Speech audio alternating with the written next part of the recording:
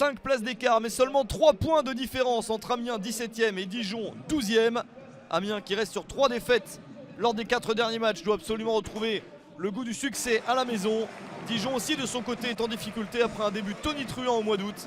Les Bourguignons sont sur 2 défaites sur le même score de 3-0. Les Dijonnais qui n'ont pris qu'un point sur les 5 derniers matchs et qui n'ont marqué qu'un seul but à l'occasion de cette série.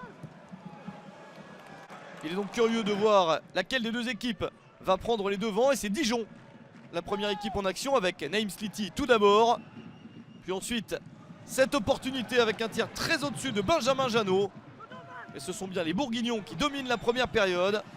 Ils ont plusieurs opportunités, une de plus ici, avec un tir sur le poteau. Pas de réussite pour Dijon et pour Benjamin Janot.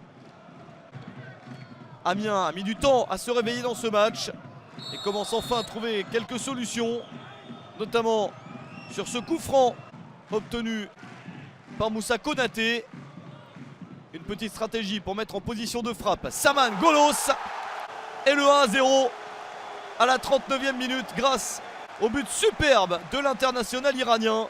L'une des nombreuses recrues de la saison pour Amiens déclenche un tir somptueux sur lequel Runar Alex Runarsson ne peut rien. Le gardien islandais de Dijon est battu.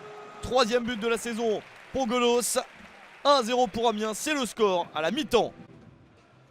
C'est bien parti pour les joueurs de Christophe Pélissier et qui doivent confirmer, car les meilleures chances ont été pour les joueurs d'Olivier Dalloglio.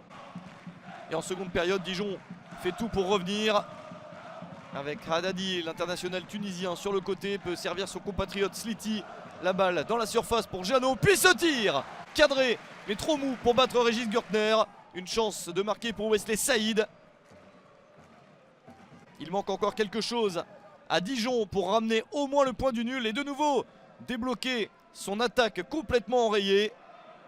Une attaque de Dijon certes privée d'un de ses tout meilleurs joueurs, Julio Tavares.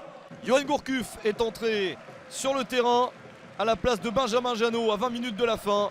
C'est lui qui prend sa chance et il ne parvient pas à marquer le but qui aurait fait beaucoup de bien aux Dijonnais. Amiens maintient son avantage. Une dernière opportunité pour Amiens de marquer le but du 2-0, la parade de Runarsson sur cette tentative de Gaussou Traoré.